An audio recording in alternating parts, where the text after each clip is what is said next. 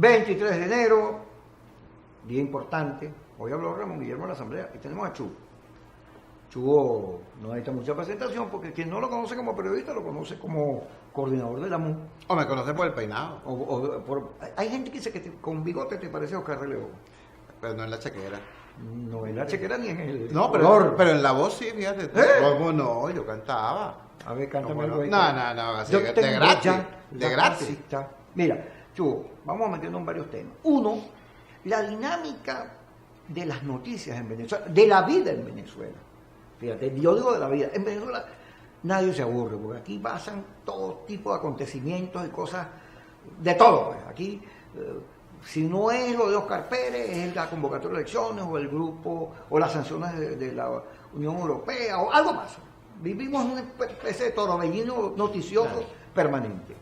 Y hoy no hemos salido de la tragedia de Oscar Pérez, que conmovió el país por lo horroroso, por la masacre, por lo sin alma, por lo sin piel de quienes protagonizaron ese evento, y hoy tenemos como gran discusión el tema de qué hacer frente a las elecciones. Hace rato conversando con Vladimir Villa, que estamos los dos hablando con él, y hay gente que dice se sorprende con la fecha. Aun cuando Diosdado la semana pasada dijo, tengo una sorpresita, y eso estaba como cantado. Anoche yo puse un Twitter, mire, mañana van a anunciar la elección. Pero sabíamos que venía. Andrés Velázquez tiró su candidatura en noviembre. Se sabía que después de las elecciones de gobernadores y alcaldes venía esta. Y que además eso era un proceso, eso es parte de una estrategia. Ahora tenemos la oposición entrampada. Entre los que no quieren votar porque la ANC está convocando, entre los que quieren primarias porque su partido tiene maquinaria y lo puede ganar, y entre que creen que el consenso puede ser una solución, pero se encuentran atrapados porque Lorenzo Mendoza, que es el que protagoniza o le pone rostro a la tesis del consenso, no aparece como claro, más bien todo indica que no va a ser candidato. ¿Cómo ves tú las cosas? Mire, en primer lugar, yo creo que no podemos desvincular, por ejemplo, la masacre del Junquito con lo que está pasando hoy. El aluvión informativo pareciera una gran cantidad de peñonazos inconexos, pero resulta que todo ocurre en un mismo plano de la misma realidad. ¿Por qué digo esto? Bueno, lo digo porque yo creo que hace una semana, ¿no? Un sector del régimen le quiso decir al país, todo aquel que se oponga a estos designios va a recibir este trato cruel, este trato malvado. O sea, esto de acabar 500 efectivos contra 7 muchachos, tanques, bazucas, tal y cual, y después rematarlos con tiros de gracia. O sea, eso es un exceso de crueldad que evidentemente está mandando un mensaje. Bueno, así actúa la mafia. La mafia no solamente mata a la gente, sino que hay unos códigos para enviar determinados mensajes. Bueno, se le envió un mensaje al país. Nosotros vamos a seguir siendo gobierno, aún siendo minoría, y quien se oponga a esto va a recibir un trato así de cruel. Entonces, no podemos desvincular una cosa de la otra. Para mí lo que ha pasado hoy es muy grave.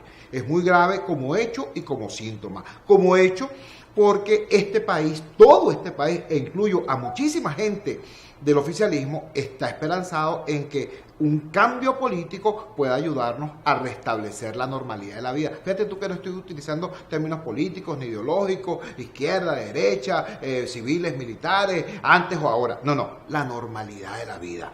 Pero para que esa normalidad sea sostenible, ese cambio debe lograrse a través del mecanismo electoral. Entonces todo el mundo decía, chicos, las elecciones son una puerta de solución. ¿Qué es lo que está ocurriendo hoy? Bueno, que cuando tú convocas elecciones de manera unilateral, desde un organismo írrito, sin llevar la convocatoria al fondo del tema, que no solamente es la fecha, sino las condiciones y el árbitro electoral. Cuando tú haces todo eso, transforma las elecciones, no en parte la solución, como todo el mundo pensaba, sino en parte gravísima del problema. Entonces, en primer lugar, eso. No, o sea, no es que nos están quitando una esperanza, es que la están transformando en desgracia. Y en segundo lugar, como síntoma. Mira, quizás el elemento que detona esta reacción del oficialismo son las sanciones de la Unión Europea. El mundo se le puso chiquitico a los sujetos, si lo sanciona Estados Unidos, si lo sanciona toda Europa, si Canadá ya lo sancionó. Bueno, ¿para dónde te vas a ir? ¿Para Zimbabue? ¿Te vas a ir para Corea del Norte? ¿Qué vas a hacer con los reales? Exacto, pues. Te vas a ir para Irán, ahí no se pueden echar palos. No. O sea, los tipos están fregados, ¿me entiendes? Entonces, la reacción que se produce frente a las sanciones de la Unión Europea es, bueno, si ustedes no me quitan las sanciones, yo sigo convirtiendo en mascarada las elecciones. ¿Entiendes? Es decir, los tipos están convirtiendo nuestro derecho a una salida electoral, es decir, nuestro derecho a la paz, lo están convirtiendo en un rehén en medio de su forcejeo con la comunidad internacional. Entonces, eso es gravísimo, eso es extremadamente grave. Frente a eso, tienes tú el otro tema, que bueno, ¿qué es lo que hay que hacer? Yo estoy completamente de acuerdo contigo, todo el mundo lo decía, esto estaba cantado. Cuando ocurrió el desastre del 15 de octubre, cuando ocurrió el desastre del 10 de diciembre, todo el mundo dijo, mira, Maduro puede convocar elecciones el Día de Reyes. ¿Por qué? Mira, las convoca el Día de Reyes y nombra al Magro presidente del CNE. Y así y todo gana, porque la estrategia de Maduro es consolidar a punta de hambre, de chantaje, de carné de la patria su 25%, y mantener dividido, desmoralizado, desmovilizado al 75% del país. Bueno, y puede lograrlo nuevamente. Entonces, ¿qué es lo que hay que hacer? Chicos, en mi opinión, la situación es clara, pues. La democracia venezolana, la nación venezolana, es víctima de un secuestro. Y en tanto que estamos frente a un secuestro, hay que montar una operación de rescate. Ahora, esa operación de rescate no puede ser... pero ¿cómo la montas? ¿Tipo israelí, donde matan a todo el mundo? ¿O una cosa con conversación, con un megáfono? Mira, sácame uno, el que está herido, primero las mujeres. No, yo creo que como no se puede hacer esto, es pensando que esto es un negocito entre cascarones vacíos, entre cúpulas venidas a menos, entre organizaciones que alguna vez fueron partidos y hoy apenas son franquicias. Ese es el esquema que no se puede repetir. No se puede repetir. Okay. O sea, tú no puedes pretender resolver un problema como este, que es un problema nacional. Pero que quieren primarias porque es el escenario donde obtendrían la victoria. Ponte a Ley Primero Justicia. En términos de primarias son los partidos más fuertes. Pero es que podríamos mover más gente. Entonces, claro, ellos quieren primarias. Ajá, pero podemos mover más gente ¿para qué? Eso es para votar. Perdón. El día de la primaria. En mi humilde opinión, eso es una competencia para ganar el subcampeonato.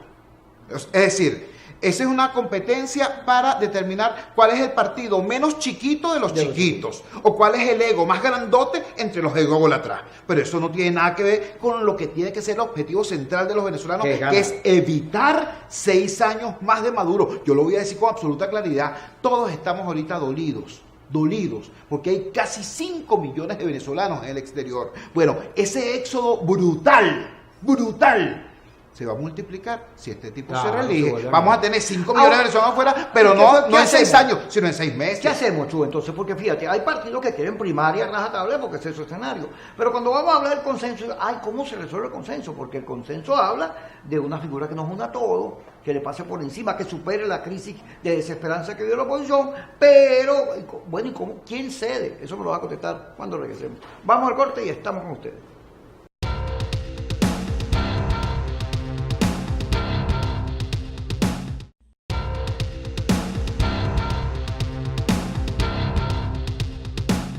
Seguimos aquí con Chu. Saludos a mi Carla Angola querida, a Carlos Acosta, allá en Miami, pues allá retransmiten el programa.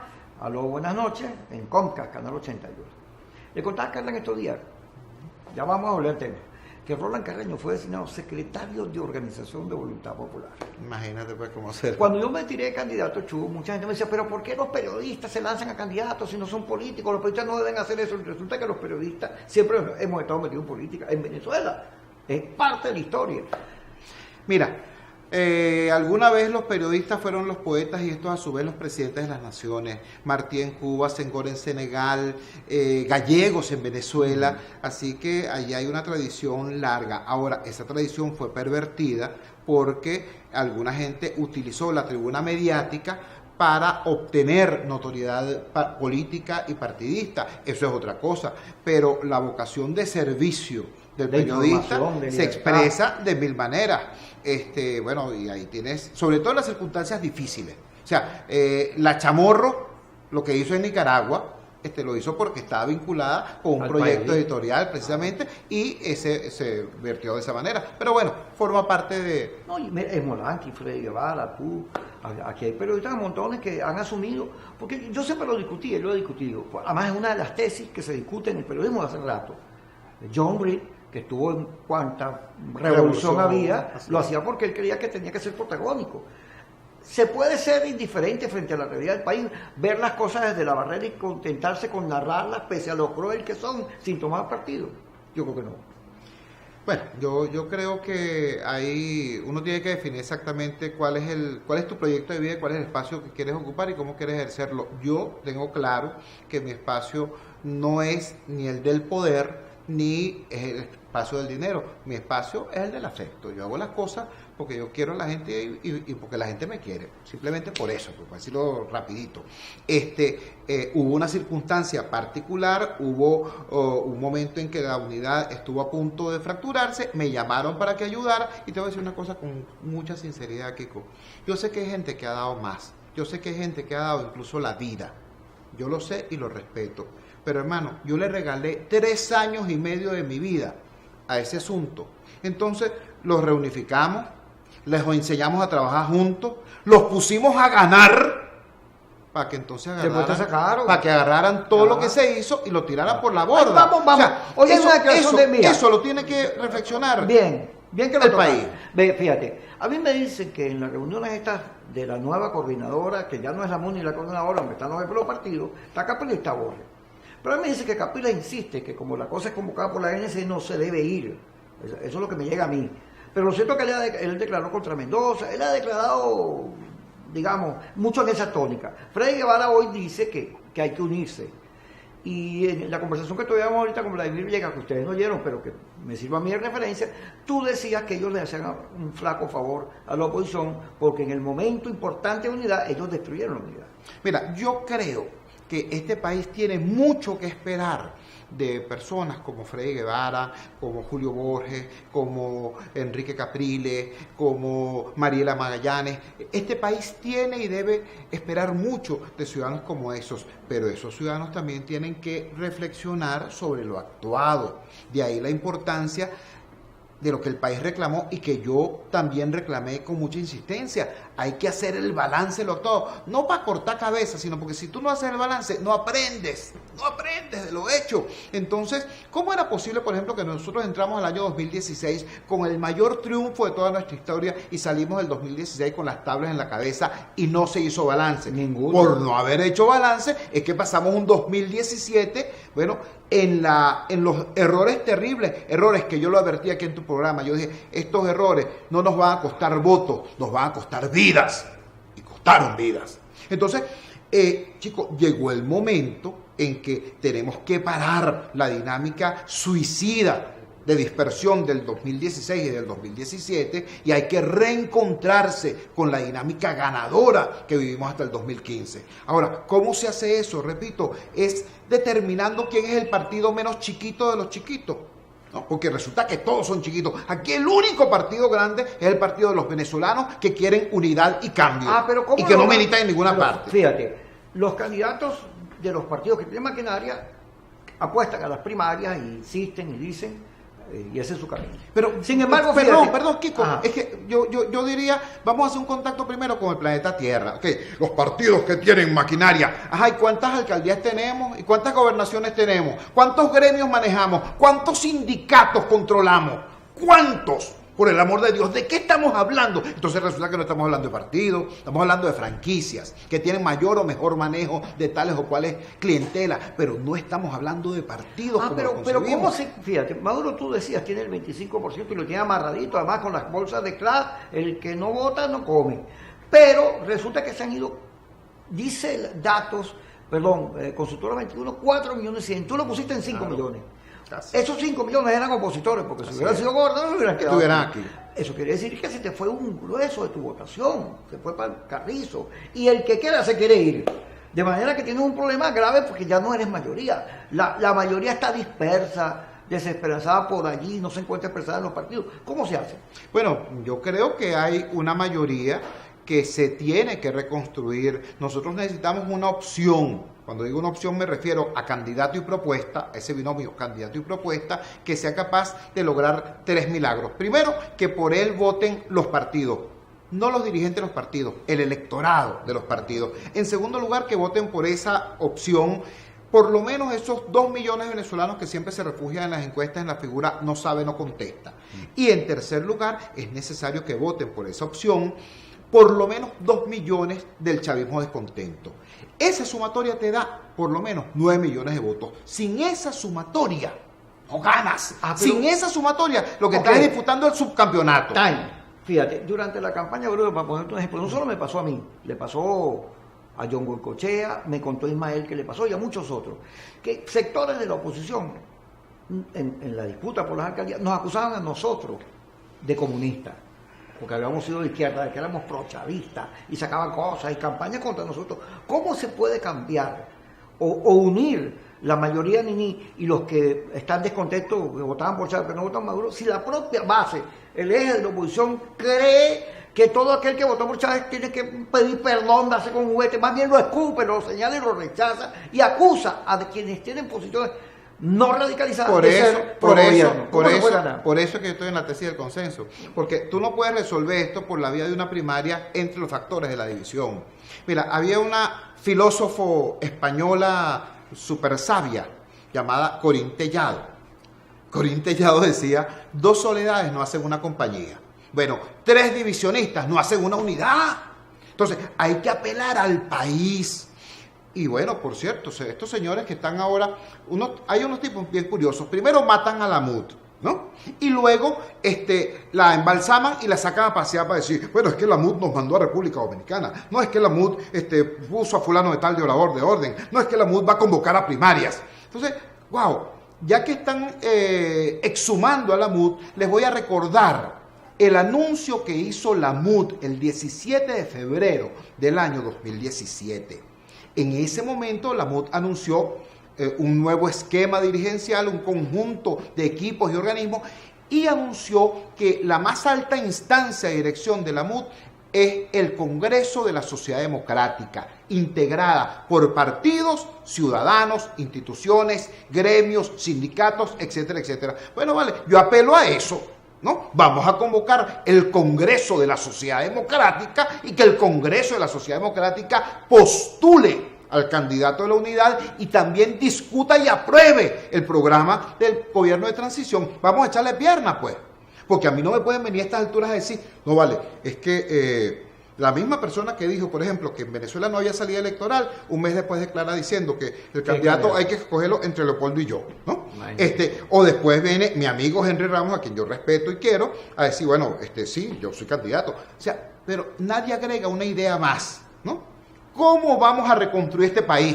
¿Cómo vamos a detener la caída de Venezuela y a iniciar el proceso de reconstrucción de la nación? Eso tiene que ser discutido. ¿O es que vamos a hacer lo mismo que Maduro, que llega al gobierno acusando al otro de hacer lo que él terminó haciendo? ¿O vamos a hacer lo mismo que Chávez, que es que llegó al poder diciendo que Cuba era una dictadura para después declararse admirador de Castro? Es que vamos a llegar al poder sin decir lo que vamos a hacer. Es decir, vamos a picarle un paquete chileno a los venezolanos. No vale, vamos a discutir el programa del cambio, vamos a discutir el programa de la transición, para que ese discurso fortalezca a nuestra opción. Vamos a discutir corte y ya regresamos con Choto Real.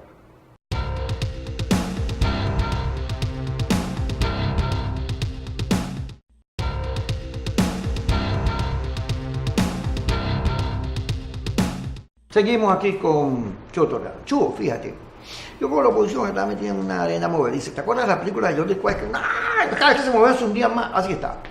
Hay gente que ya salió a discutir y a decir que unas elecciones convocadas por la ANC no hay que ir, porque esa ANC no hay que reconocer. Y vuelven a decir que aquí no hay salida electoral, que no sé qué cosa, e insisten. Pero viene la elección. Ahí quédalo tú o no, ellos van con todos los hierros. Y ya en gobernadores y en alcaldes te enseñaron que si tú no vas, a ellos poco les importa porque se quedan con las posiciones. Y como se dice que la política es la guerra en estos tiempos, en tiempos modernos, bueno, las posiciones son fundamentales. Dígame la presidencial en Venezuela, desde que somos república, y sobre todo después de la fecha de hoy, del 23 de enero, la batalla de la lucha de clases, los cambios es en elecciones presidenciales. Chávez no pudo el 4 de febrero, pero por elecciones sí. Así es. Entonces, hay gente que pretende que no vayamos, que nos atengamos, que dejemos a Maduro ahí 5 o 6 años más como si nada. ¿Qué reflexión hacemos al respecto sobre esta oposición que no logra salirse de su propia salsa, que se cocina ahí y es feliz quemándose? Bueno, yo pienso que es importante discutir no desde las posiciones, sino desde los intereses. Porque si discutimos de las posiciones, cada quien se trinchera y no se avanza. Si discutimos de los intereses, hay la posibilidad de aproximación. ¿Cuál es el interés de todos nosotros. Bueno, evitar que Maduro esté 6 años más en el poder. Hay unas elecciones allí, entonces tú puedes decir, esas elecciones son inconstitucionales, son írritas, son esto, son lo otro. Sí, pero las elecciones están allí. Lo mismo dijimos de la constituyente, ¿te acuerdas? Lo mismo dijimos de la constituyente. No, eso no sirve, eso no sé qué cosa, no va a haber constituyente. Bueno, y ahí lo tiene clavándote una convocatoria de esta naturaleza. ¿Me entiendes? Entonces, el tema es que esas elecciones son un hecho político y no pueden tener una respuesta poética, ni jurídica, ni constitucionalista. Tienen que tener una respuesta política. Y esa respuesta política tiene que estar sustentada en una realidad social. Hermano, yo se los voy a decir con muchísimo respeto, pero mira, me nace del corazón. ¡Wow! Así como es insólito que este gobierno haya quebrado a Venezuela, a un país que tiene petróleo, tiene gas, tiene oro, tiene bauxita, tiene de todo, también es insólito que tengamos una dirección política opositora que se haya especializado en perder a pesar de ser mayoría, a pesar de que el país que quiere cambio es ampliamente mayoritario, pero esa mayoría social no se puede convertir en poder político porque no tiene dirección. Entonces, ¿cuál es el tema? El tema es que... ¿Y de quién es la culpa de que no haya dirección? Porque los factores que están allí, al final de cuentas, expresan la diversidad de la oposición. Hay radicales, moderados, porque ninguno la ha pegado. Bueno, es que el tema, yo sugeriría, repito, hablar no de las posiciones, sino desde los intereses. Y en ese punto que tú señalas, me parece mucho más importante, antes que buscar la culpa, buscar la responsabilidad. ¿Quiénes son responsables de eso? Bueno, hay distintas responsabilidades. Los dirigentes, quienes han o hemos asumido en algún momento determinado responsabilidad de dirigentes, tenemos una responsabilidad muy distinta a la del ciudadano. El ciudadano tiene una responsabilidad, pero su responsabilidad es la de aprender a ejercer presión de manera razonable, de manera racional. O sea, el ciudadano no puede ser fan o detractor, ¿no? Cuando quieren a Kiko, entonces, ¡ay, que Kiko es lo máximo! Y cuando Kiko es candidato, entonces es un agente del castrocomunismo internacional. O sea, tú no puedes pasar de ser, repito, fan a ser detractor. Tú tienes que ser lo que somos, ¿vale? Ciudadanos. Y un ciudadano apoya a su liderazgo democrático porque lo apoya, le exige. Esa es la responsabilidad del ciudadano, y la responsabilidad del dirigente es estar a la altura de su pueblo y de la crisis. Ajá. No a la altura de su pueblo. ¿Cuál es tu candidato? Porque tú estabas hablando que hay que ir, que hay que conformar una nueva unidad, buscar el país, el chavismo, todo. Yo creo que nosotros tenemos que tener un candidato de unidad nacional. ¿Cuál es ese candidato de unidad nacional? Como tú decías hace un rato, el perfil, por ejemplo, del empresario Lorenzo Mendoza se aproxima de manera muy clara a eso. Ahora, si Lorenzo Mendoza no quiere ir, nosotros no podemos cometer el viejo error de entonces transformar una política en una cosa personal. Si no es Lorenzo Mendoza el candidato, tenemos que buscar a un candidato nacional y tenemos que definirlo por consenso para que no haya heridas, para que no haya resquemores y para que todos podamos participar de ese esfuerzo. Mira, y si yo fuera cualquiera de los candidatos sempiternos, si te dicen, ¿no? Sé candidato. No, mira, si yo fuera cualquiera de los candidatos sempiternos, el señor Capriles, el señor otro, etcétera, mira, yo saldría corriendo a decirle a Lorenzo Mendoza o a ese candidato nacional, hermano, échale pierna y yo te apoyo, yo te respaldo. Eso sí, tú vas a gobernar 3 o 4 años. Y el trabajo tuyo como presidente va a ser evitar el estallido social, recomponer la institucionalidad, sobre todo el poder electoral y el poder judicial, y convocar elecciones libres. O sea, tú te vas a ganar la gloria siendo el presidente de la transición, y en 3, 4 años tenemos nuevamente elecciones, y entonces ya veremos, pues ahí estará Capriles, estará Leopoldo, y estará Ramos, y estará el otro, estará Kiko, X. ¿No me entiendes? Pero en este momento es necesario tener eso, ¿vale? Grandeza y humildad al mismo tiempo. Y eso lo puede tener, lo tiene que tener ese candidato nacional. Última pregunta para irnos ya, porque el programa está terminando. Tú sabes que tú dices, hay que ir a buscar a la militancia, a los partidos, a la gente que está simpatizando la oposición, que no milita, pero que también es importante, a los niní, a la gente que votó por Chávez, que no quiere votar por Maduro. Pues yo te pondría también al exilio. Claro, por a esos 4 millones de venezolanos que están afuera, que la última elección 600.000 votaron, y es importante, no son los 4 millones, pero es algo. Sobre todo como el programa lo ven en Miami donde hay posiciones tan duras, donde las cosas se ven de otra manera, porque la gente que se va con mucho resentimiento, y tiene razón en tener porque le quitaron su país. ¿Qué le diría a toda la gente de Miami sobre lo que este debate y cómo ayudar y contribuir a que no minalicemos la oposición, sino por lo contrario nos abramos? Es que cuando yo hablo de un candidato nacional, hablo de un candidato que pueda ser percibido como legítimo y querible por las personas que estamos acá en Venezuela dando esta pelea, y también por los venezolanos que están en el exterior como consecuencia de las políticas de este gobierno malvado. Entonces, sí los hay, por cierto, cierro con esto, hay que superar la lógica absurda del despecho. ¿Sabes que cuando a ti te deja una mujer, ¿no? Dejan todas. Claro, entonces la gente pasa entre 3 minutos y 3 semanas pensando que la única persona que existe en el mundo es esa mujer que te dejó. Sí lo es, sí lo es. ¿Me entiendes? Hasta que pasa la 3ª semana y de repente empiezas a ver que hay más gente en el mundo, que hay 6.000 millones de personas y más o menos la mitad son mujeres. Entonces, yo lo que quiero decir es que salgamos de la lógica de los candidaticos sempiternos y entendamos que en Venezuela hay mucha gente con la generosidad, con el corazón, con la formación y con el desprendimiento necesario para ser ese candidato nacional que tenemos que buscar. Hombres y mujeres, hombres y mujeres. Yo creo que esa es la búsqueda que tenemos que vivir. Me gustó tu entrevista, Chuck. A mí también. Creo que va a servir para el debate. Gracias por estar con nosotros.